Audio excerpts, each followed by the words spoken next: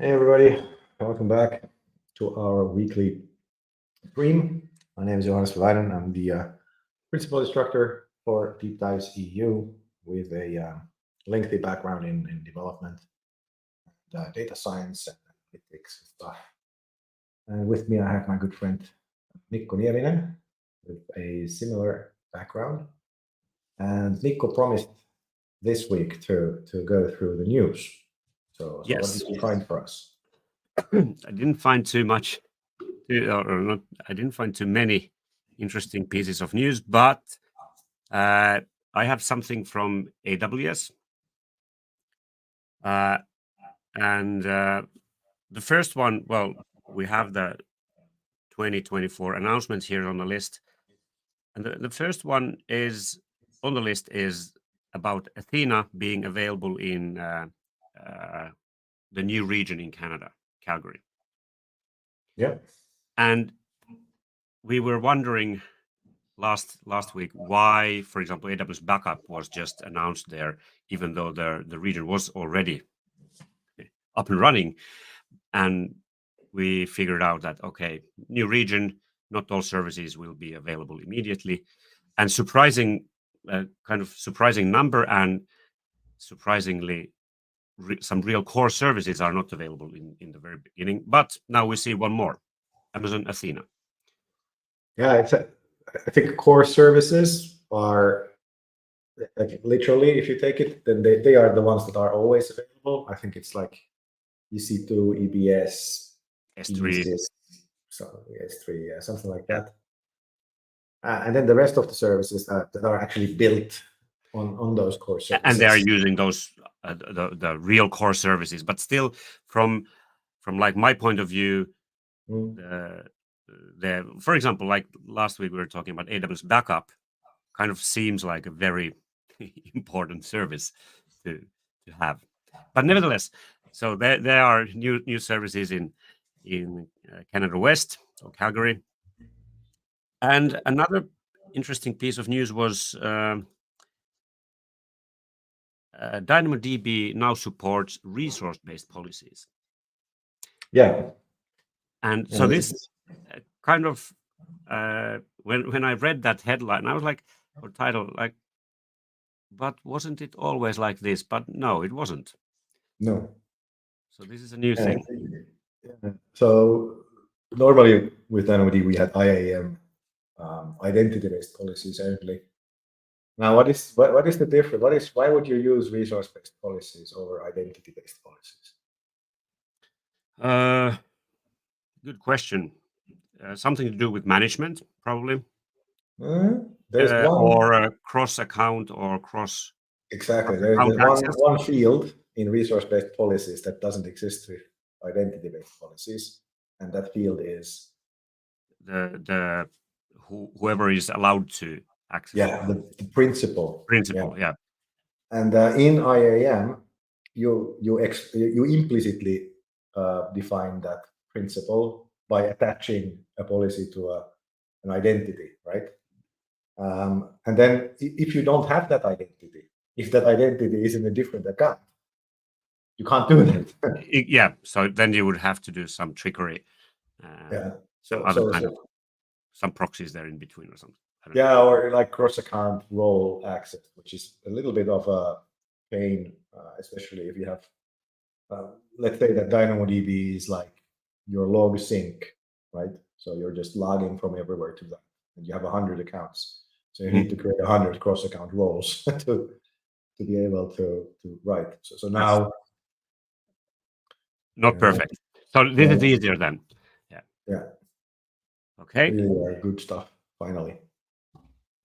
And another DynamoDB related news was DynamoDB supports AWS private link, and this was a bit tricky. So to be able to connect to DynamoDB from within your virtual private cloud, for example, your VPC, without the traffic traversing through internet, or at least conceptually, then or without the traffic leaving AWS private network, then you would have to have an endpoint in your VPC that would then connect your VPC to this service. In this case, it's DynamoDB. Mhm. And there are two kinds of endpoints, gateway and interface endpoints. Yeah, I'm thinking free and paid for.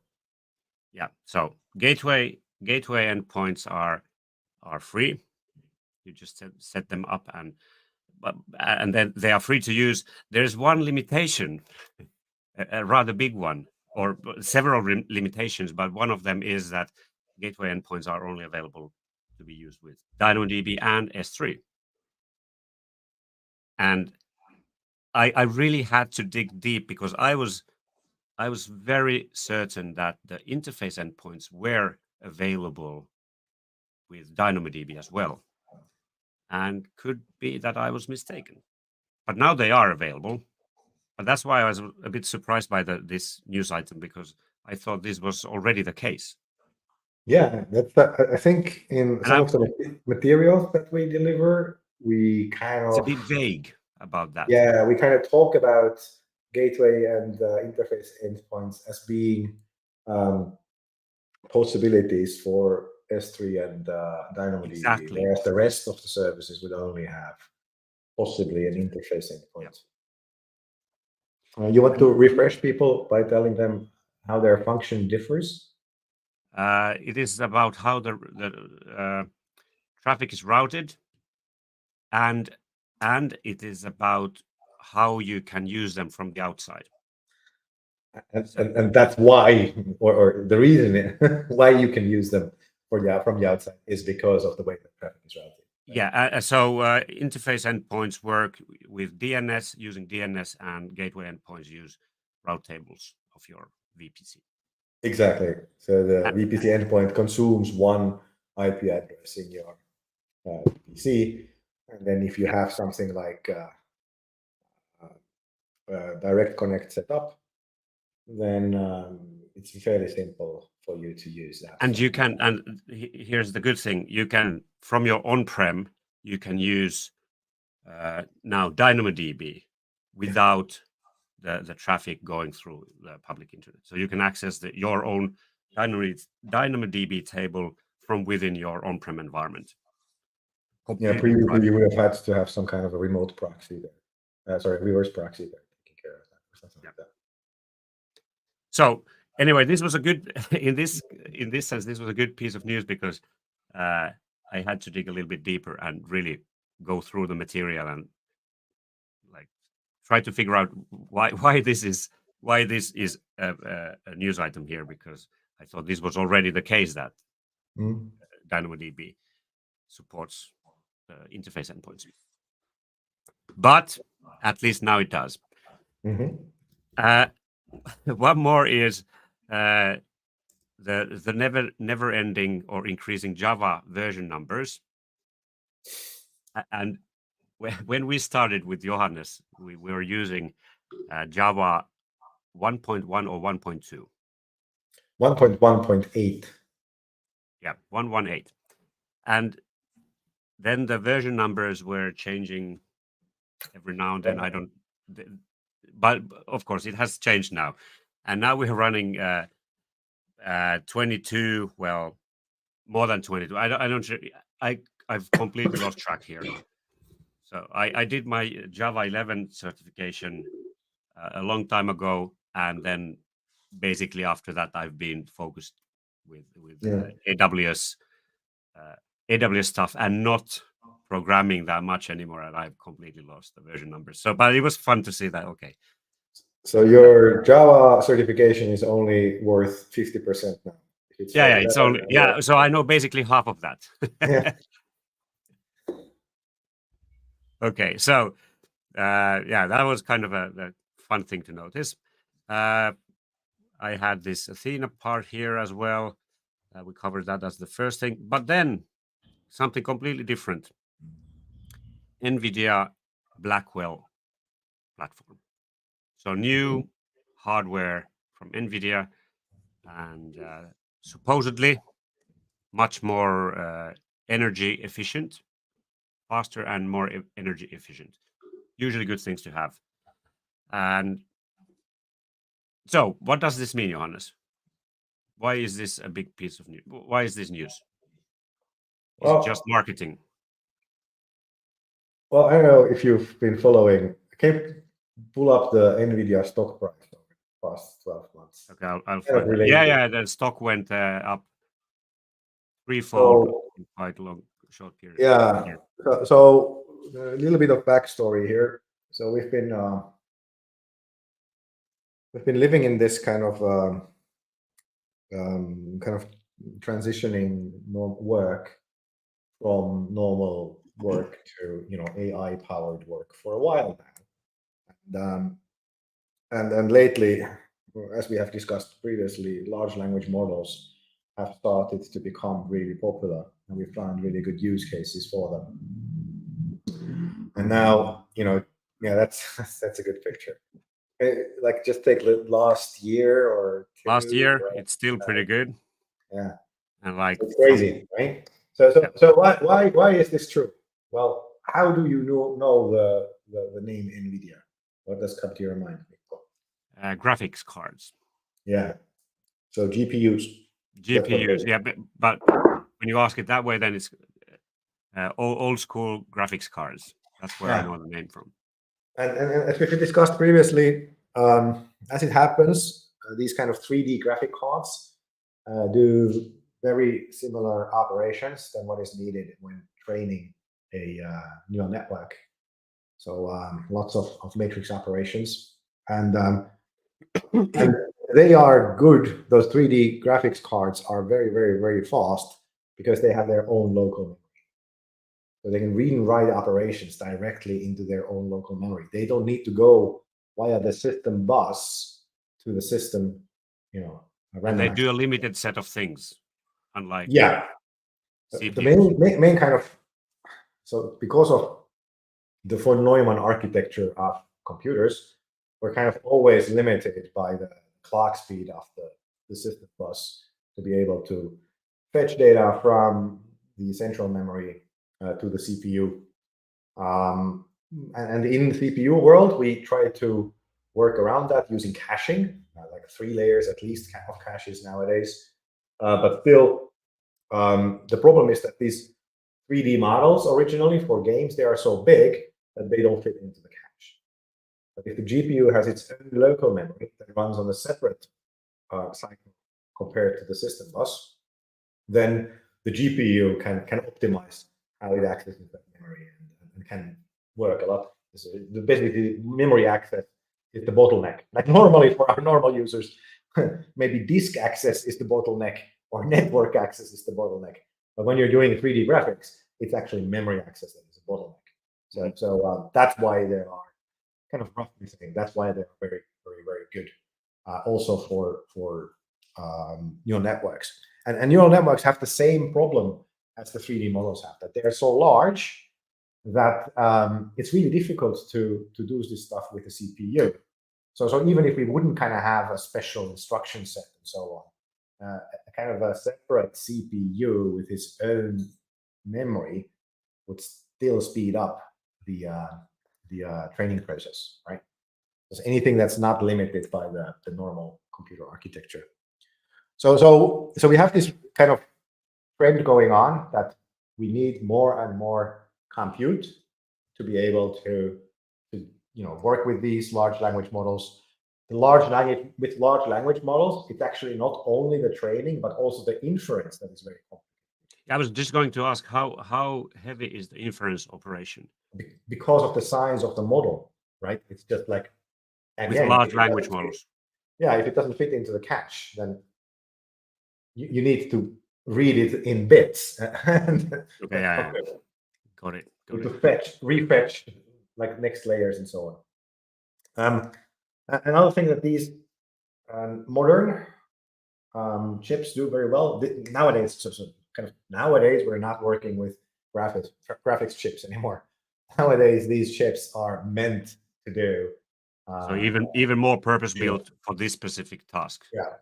So they kind of get ridiculous amounts of memory, and they can do things like model parallelization, where we have maybe 4 different GPUs, and then each of them kind of have part of the model. and then they interact with each other on the kind of border of that model. So we can split up a very large model into smaller pieces. And then these GPUs can live on the same motherboard. And then so do they're joint physically access. close to each other. Yeah, and then they do joint access to the joint memory. So Yep. there's no need to queue or anything like that. And that's also what Google did with their TPU originally and still nowadays. It's actually fairly interesting. There are pictures available online if you want to look at what the Google TPU really looks like and what the architecture is. It kind of makes sense from this kind of idea that we have different cores that all need to work with overlapping memory, and we want to minimize any kind of latency that happens there. So that's kind of the backstory. So there we have these large language models, but they require a lot of compute, and using specialized CPUs or GPUs or TPUs to do that compute gives us results a lot faster than traditional CPUs.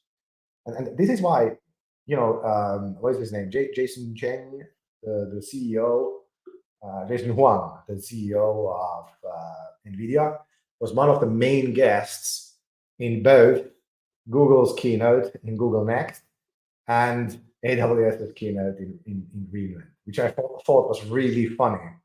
Because basically they were giving pretty much the same, he was giving pretty much the same speech for both of these competitors. And it really means that the world has turned towards using a lot of these GPUs.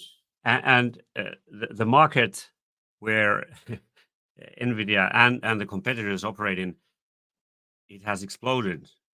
Yeah. Instead of making graphics cards, like for the purpose of graphics cards, there is a limited market with that. Well, I probably was saturated somewhat, but then you have suddenly a completely new field that's empty there, and these big operators like, let's say, AWS needs millions and millions of processors. Exactly. That's And just that's extra kind of sales. and that's why the stock has gone up fairly nicely. So who are the competitors of NVIDIA? Intel talks a lot about their stuff. So traditionally there was AMD, Intel. no, it was what was it? AMI, like the Was what was doing it? when you boot up a computer. No, it's AMD, yeah.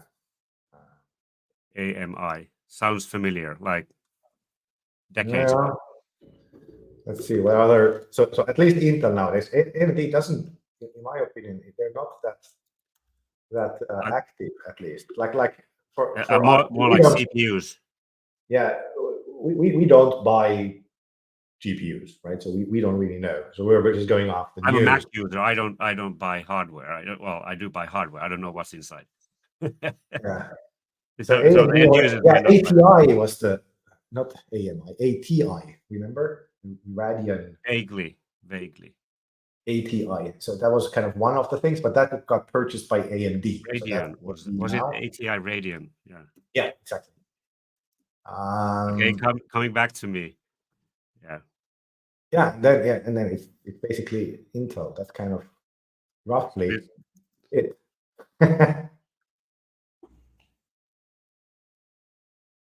Release date. Yeah. Okay. This is a slightly old piece of hardware here. Yeah. Just reminds me. Yeah. So it's interesting. It's a very specialized piece of hardware that requires a lot of hard science to get there. AWS, of course, have their own, and Google have their own chips, right? So Google has the TPUs, which are created in-house, and then AWS has their series of Trainiums and Inferentias and whatever. Yep. And they are, of course, created by the people from Annapurna Labs. So AWS purchased them, I think, 5 years ago or something like that. So actually, where does AWS manufacture the chips? No idea. Yeah. Some code, of course, it needs to be a silicon so a chip manufacturing company. Yeah, But then there are plenty of those. So yeah, the current world situation is such that they probably want to shift some production towards United States. yeah. I've heard about that. They're doing production in the United States anyway. Lots of chip production. Almost the more specialized it is, then the more likely it comes from the US. Okay, so that was the Nvidia thing, and there's one more item here. The latest cloud computing statistics, recently updated. Yeah, I just You wanted want to say something about this? Yeah, let me just pull it up because I can't see it from there. So yeah, the kind of the main thing is that the order between the biggest hyperscalers is still the same, right? So AWS is leading with 33. Okay, it was actually It's okay. still That was 33. Q1, but That's Q1 2022. But then if you go a little bit lower, then you can see that it's actually the same. There, this one. So 33, 32, roughly. Remember that all of these are still growing, right? So even if it says that the market share has decreased, that doesn't mean that they have lost any users. It's still growing. Yeah. The second one is scrolling up and down here. Yeah, Azure with Microsoft at 2/3 of AWS. And then the third option is Google with 10% only. That means that AWS is larger than the two following competitors, and that kind of gives you an idea of the differences How here. large that is. Yeah. Another thing is that if you take a look at the regions and you take that into account, you can start to see that the regions of the individual competitors are a lot smaller than what AWS has to offer. So if you just kind of take this numbers that are here and then look at the maps of the different regions, then you kind of can understand that AWS regions have to be a lot larger than the rest. So it's 60. This is about 65% in total. Yeah. So 35 is for the small players. And I guess the biggest bubbling under one is Alibaba, but that's heavily localized towards the Chinese market. Then we of course have Oracle. You have IBM, which have kind of been losers. You could also include like things like Salesforce into it, but yeah, it's kind of quickly stopped being interesting after the top three, and even Actually, Google being the top three. There's a big difference. this is interesting. From, let's say, someone who's switching careers or just getting into IT, and they are choosing. You cannot master everything, so except you, of course. But you cannot master everything, and you have to choose what is the most likely cloud service that I benefit from, and it has to be one of the big ones, unless you know that you're going to be employed by a company that is heavily invested in one of the smaller ones. Yeah. Kind of So there are two ways. There are two ways to think about this, right? So you can either think that okay, the majority of cloud computing happens on AWS, so or you do it completely opposite. You go niche. Specialize. Yeah. So like I'm the only guy who knows how to work with Oracle, but then you need to find your kind of employer from a smaller set. Yeah. And of course, with IT, if you know something, you're fairly fluent with something. This knowledge is transferable. So if you know Azure, you know cloud, you know the mindset of how things work, then it's not going to be a big problem to learn something new as well. Yeah. However, there is a kind of there's a pitfall in there that like a lot of things look very similar across Of course. platforms, and then you might think that things work the same way, even though But they don't. imagine the shift from you being on-prem hardware based, and then you switch over to cloud-based solutions, and you have to change your mindset completely. Like treat your servers not as like a hardware piece of hardware, but just a thing that you get, and when you don't want it anymore, you just throw it away. Yeah, I had this already quite a long time ago. I did a training where I think it was like technical essentials or something like that. One day course. Yeah, one day kind of quick intro to everything. And then when we talked about virtual machines, as I usually do, pull up the pricing page from AWS, because to be honest, often the slides are a little bit out of date, and it's easy to show how linearly the prices change based on size of the instance on that page. And then I got a question. This is all good, this cloud and the servers are there, but why are the prices per hour? Because we're buying it by the month anyway. Yeah, exactly. So there you have the different mindset. Yeah. Instead of leasing something or buying something and using it for 3 years, you can use it for half an hour or less, depending on the task. Yeah. No, it takes it takes a lot. So we see as instructors, we I guess we see these kinds of situations fairly often, where somebody still comes from a very traditional on-prem environment, and then you really need to open their eyes so that they don't try to compare what they're doing on-prem with what they would be doing in the cloud. But they kind of need to create a new category of things for it to make sense. One fun exercise is to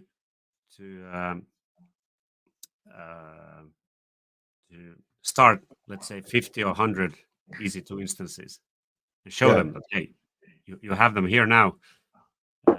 This will be expensive if you don't remember to shut them down, but you can have 100 servers up and running in 5 minutes or less. In 10 seconds. I do it very often. Depends what you get and what kind of initial things needs to be done. But yeah, they're in very short time. It's funny. All right. It's an eye opener. Yeah. So that was our news, unless you have something else there as well. No, I'm very unprepared. Okay. You can throw me under the bus. So we switch gears to this, which is data scientist, which I created. I created the image today, so we have something there at least in the beginning. And the word "mad" was used as to describe that this is a mad data scientist. I like the cable that goes into that book. Yeah, it's a weird keyboard as well. Yeah. But so if you ignore the minor details that nothing will work in this diagram, you wanted to discuss a little bit about the job role of data scientist. Yeah, so my kind of, or very often my topics go based on what I've just taught or what I'm ramping up for. And I just taught a data science class. And during that class, I told the students that data science has changed a lot. I was creating a data science master's program at the University of Helsinki 10 years ago, I think, roughly, something like that. And what we were considering, to be important things for data scientists then have pretty much become obsolete. So what is a data scientist, right? So there are many different job roles that have overlapping names. You would have kind of, if you have a kind of a continuum from practical jobs to theoretical jobs, on the theoretical end, you would have somebody like a machine learning scientist, right? So somebody who creates new machine learning algorithms and that kind of stuff. And then on the left-hand side, so kind of the more practical stuff, you would have something like a data engineer, whose job is to kind of create the data lakes, the permissions required for that, to make sure that data gets transformed in the correct way, and so on. So the original idea of a data scientist was some combination of these tasks. So not too technical, not too project oriented, still a scientist, but not really a machine learning scientist either. So something kind of, instead of doing purely theoretical work, something kind of more hands-on than that. So basically, the people that we see nowadays using Jupyter notebooks to use existing machine learning libraries to try to create some models and then put them into production, right? So that's kind of roughly what a data scientist would do. And what originally a data scientist did was fairly technical. So you have to, take a look at the distribution of your incoming data. You had to find how dirty it is. You had to clean it. You might have had to transform it, like if the algorithm that you would choose would require a normalized data set, and you would need to have to run that normalization, keep all of the parameters so that when you do predictions, you have to normalize the incoming data again, all of that kind of stuff. And then you needed to tinker around with a lot of machine learning algorithms. You maybe wouldn't create one yourself, but you'd be kind of up to date on what is going on and pick the correct ones and know the hyperparameters to do all of that. And nowadays, let me ask you that, because you've just taken the machine learning specialty. Nowadays, how much would you, after the workload of a data scientist, would be that kind of technical stuff that I just talked Uh, that's a good question. I think the aim for cloud service providers is to minimize the the heavy lifting. Just provide tools that automatically take care of a lot of things. Exactly. Right. And I can already see by looking at some old course material compared to new course material that there are lots of new tools and lots of things that and services that makes moving data around a lot easier, and you can just basically have you have wizards that allow you to just point where your data is and it will figure out what needs to be done. Yeah. So and that's a good thing for at least for most of people. Mhm. Why So would you take auto ML, yeah, right? So auto ML basically does machine learning on machine learning projects. So instead of the data scientist having to go and try out different hyperparameters, try out different algorithms, we basically just take an auto ML system, like in SageMaker we have Canvas, in Vertex we have auto ML, I think. In Azure we have something similar, which name I don't remember. Yeah. But they all have in common that you're basically just pointing the service to your data, like that's where it is in my data lake. And then this is the column I want to predict. And then it takes care of the rest, right? So what is left for the data scientist? that's a good question. What needs to be done? Well, there's always some technical stuff that you need to do, obviously, but it's maybe the amount of expertise that is needed is getting kind of smaller and smaller. Yeah, it's just that it's a little bit like people have this preconception of modern airline pilots, that they basically just sit up there and press a button and then the plane flies itself. Is it the same thing with data scientists? So that they're just there to press the button and then everything else will work? No. Okay, no. There are other things that we haven't thought about originally that are important. Give us an example. So previously, machine learning projects were academic in nature. So we would have some old data set that we would then use to kind of show people that machine learning actually works. But this new algorithm is even more, it's more efficient or predicts the results better. Like a good example is the MNIST data set, like the handwritten numbers data set that have been used forever to kind of do classification examples. So those never get used anywhere. But more and more we are seeing machine learning projects that are actually going to be used in production. And I'm not talking only about things like ad targeting, but things that really have an effect on people. For example, automated loan considerations by a bank, or credit considerations by a bank. Medical industry. Yeah.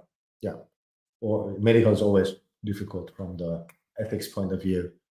Could be other things like even just simple. Hold on. For example, I was thinking about looking at X-ray pictures or some imaging and figuring out if there's a problem with the patient here. So that's kind of you can go through a lot of images very efficiently. Yep. Yeah. Not having to have a person do that. Yeah. No, that's all good. But then there comes the situation of bias, right? Yeah. So bias is a problem. Yeah. Then this is not necessarily in the medical domain. We don't really see that often. But there's a huge problem if we see bias there. But like a good example would be, let's say, a loan application. Yeah. And then we're using all information that is possible from a person to decide whether they can get that loan or not. And one of the attributes that we have is the year that the person completed their national service, right? So what's the problem with that?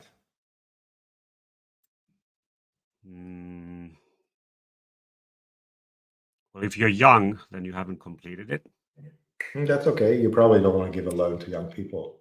Yeah, most likely not. Then, well, if it's only about the year, then I don't get what you're aiming at. But well, what would female about male and female?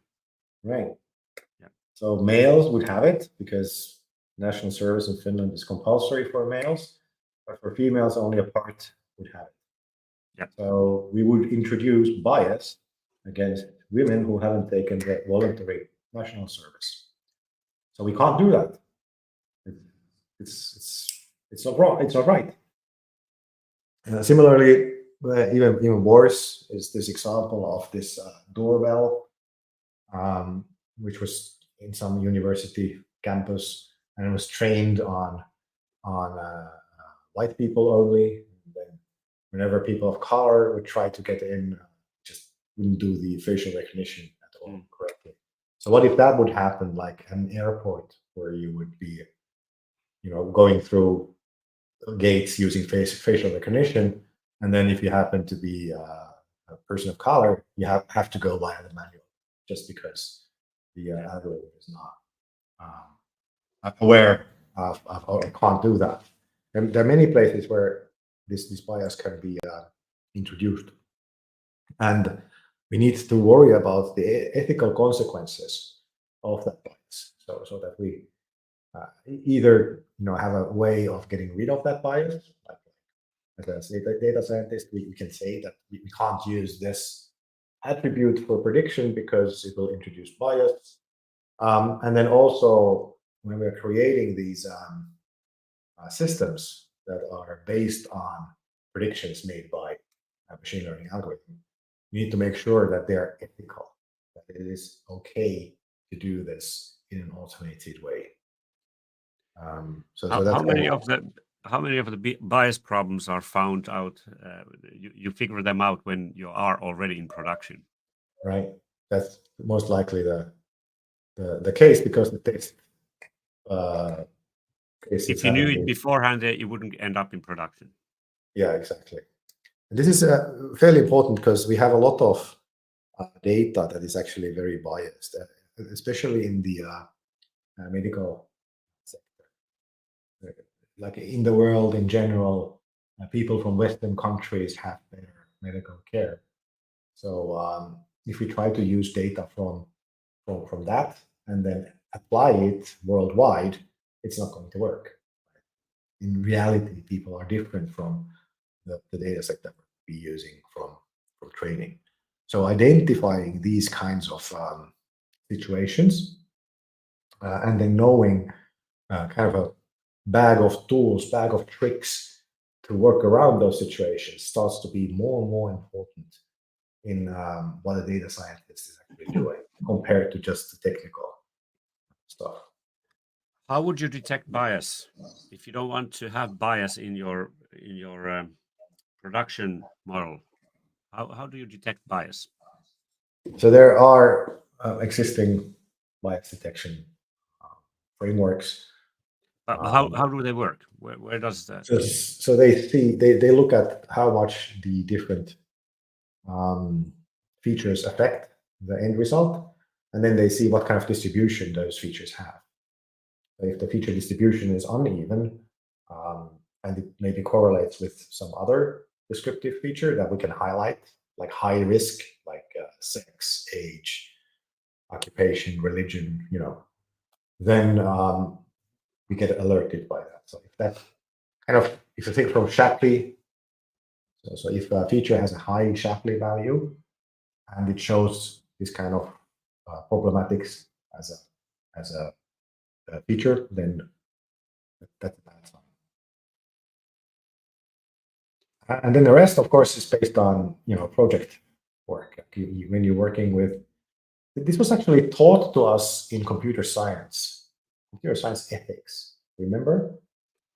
That was so long time ago. Yeah. So there is this requirement as a computer scientist, you need to know where the product is being used. I actually now remember. I remember the ethics class. Yeah, I do remember. Yeah, it's like you can't just hide behind, I'm just working with data here. You need to know whether it's okay or not. I have an example of that. Kind of. Well, you can tell me if this is bias or something else, or is if this is discrimination. When you're applying for a loan, where you live has a high correlation to the your ability to pay back your loan. In Finland, for example, it's easy to tell. There are certain areas, if you have only one data point, which is one feature, is your address. That can be used quite efficiently to determine should you have a loan or not. Mhm. So is that discrimination, or is that bias? No, it's not bias. No, the address itself is not, of course, biased. But then what you can do is you can take a look at the results. Yeah, but and you actually cannot use that. You cannot use the address as part of the. You can use some certain when it's large enough an area, like Yeah, not like cutting the whole country in two halves, but like yeah. smaller and smaller pieces. Then that might at some point you can use that information, but if it's too detailed, you are not allowed to use it. Yeah, yeah, yeah. Maybe not ethically, but yeah. But one way that you can ensure is that you run your predictions, you give out loans, and then you take a look at the red flag features of the people who got the loans versus didn't get loans, and then you know whether you discriminated, right? Mhm. So if you have like, you can see that from applicants, you have 60% male and 40% female, but people who got the loan were 90% male and 10% female.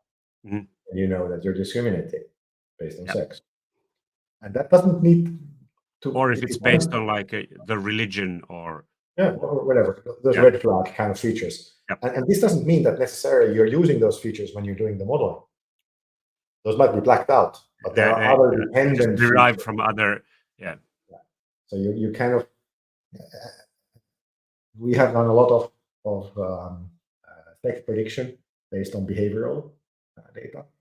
Fairly simple to both get the age and the sex of a person just based on how they use like their mobile phone Yeah. or whatever.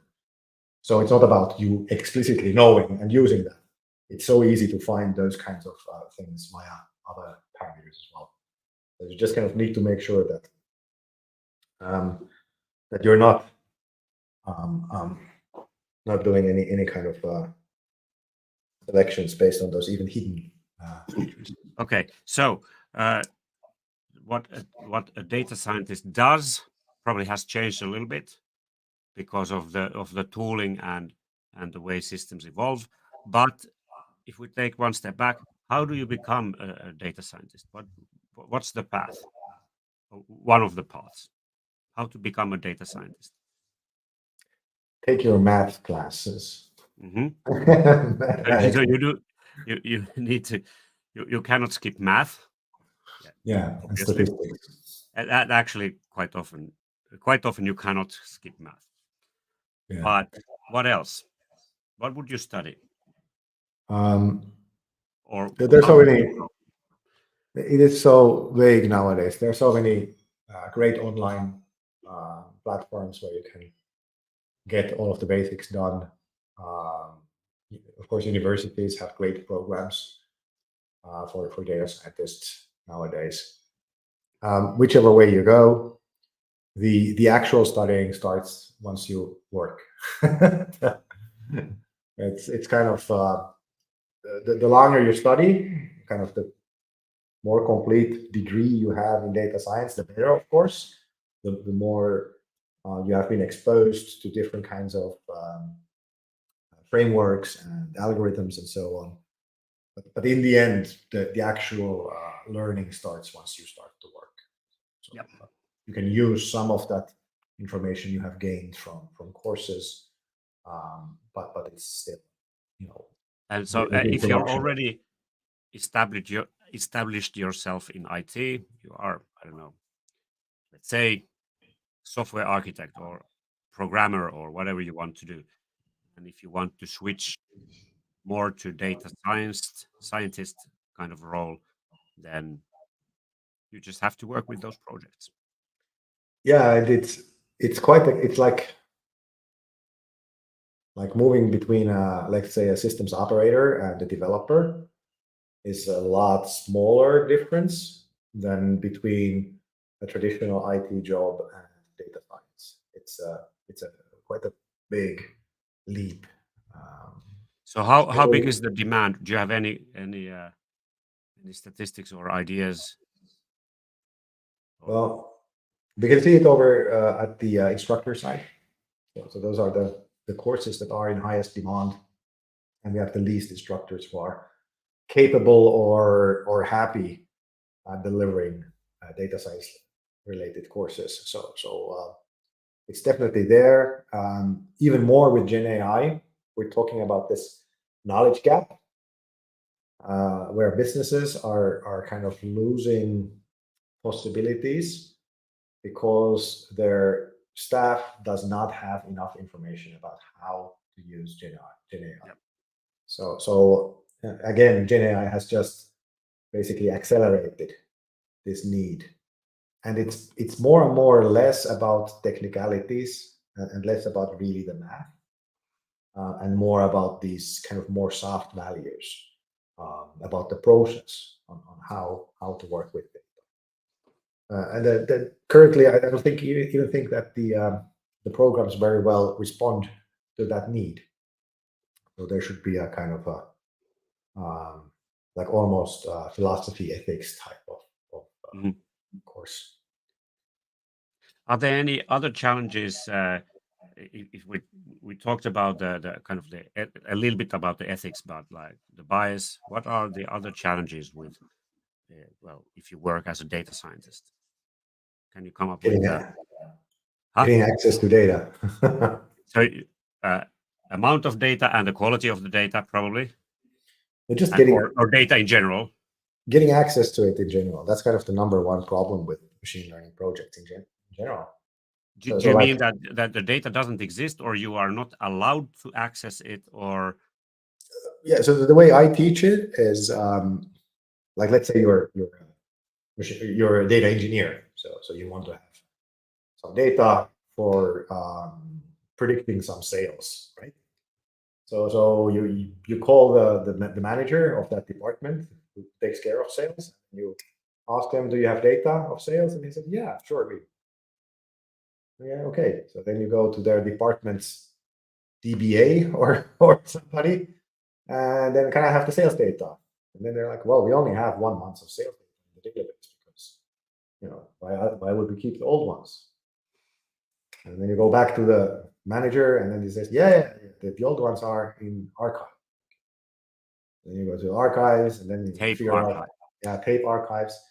So you finally, after a lot of going back and forth and getting permissions, getting new usernames and passwords created in all kinds of different systems, you finally get the data. Okay, then you can do your model, and then you run it in production.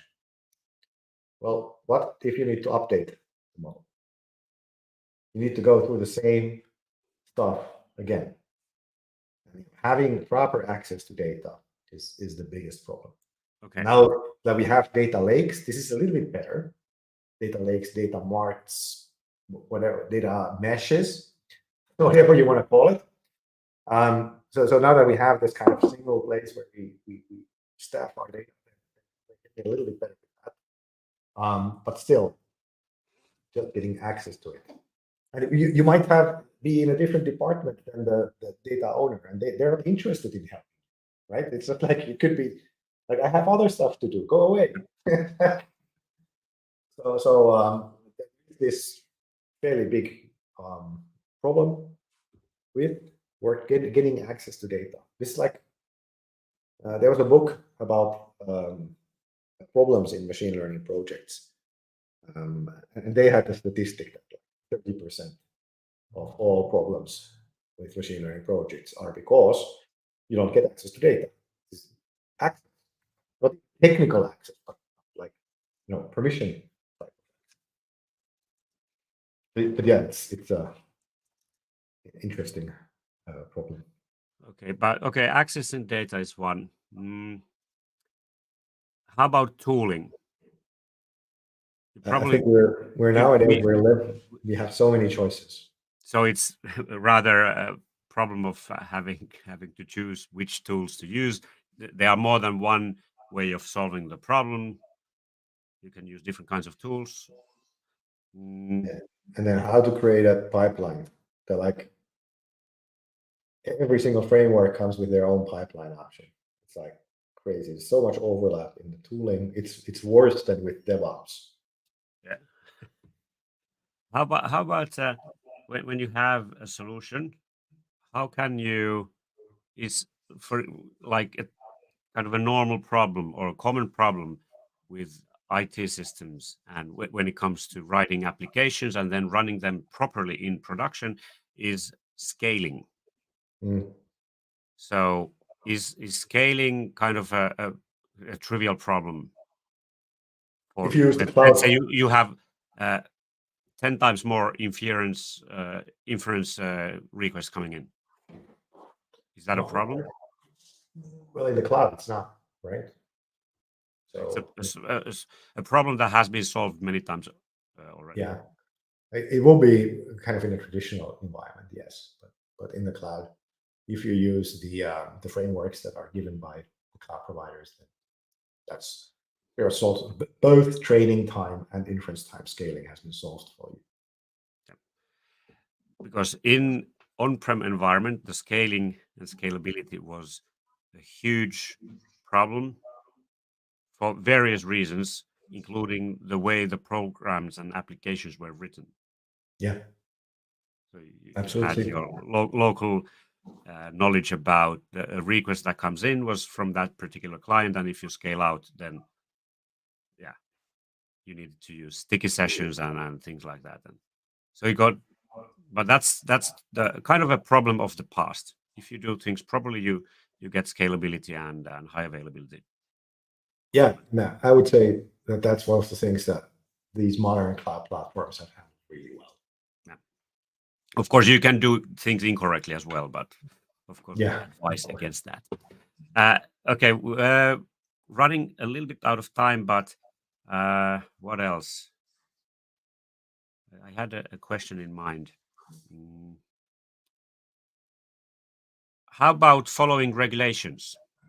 It's kind of Mm, the bias and ethics, but those are somewhat they are really important things, but might be a bit vague.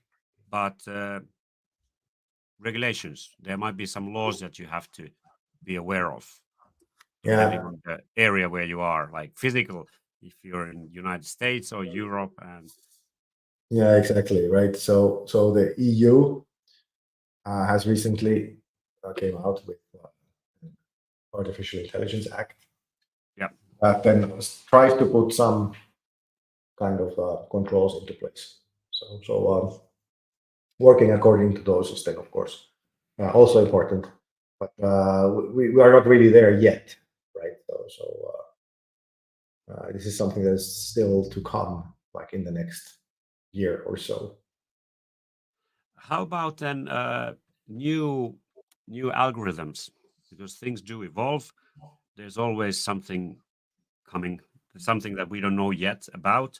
So is that also unlike in the past where you had to maybe you read about an algorithm and then you have to implement it by yourself? Well, it's So about instead of reading scientific papers and implementing those algorithms, are you just going to wait uh, for the cloud vendors yeah. to So implement when that we're for you? in the cloud, very often we're now looking for the final, final 5% of performance. We're not really interested in that. Um, just brute force it instead. So writing new algorithms or changing existing algorithms is very much an academic exercise.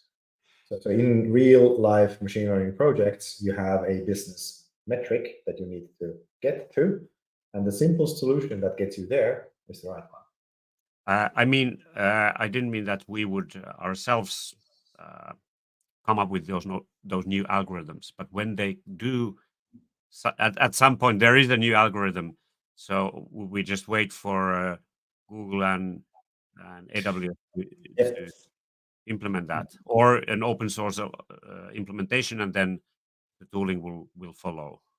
Is that yeah, definitely.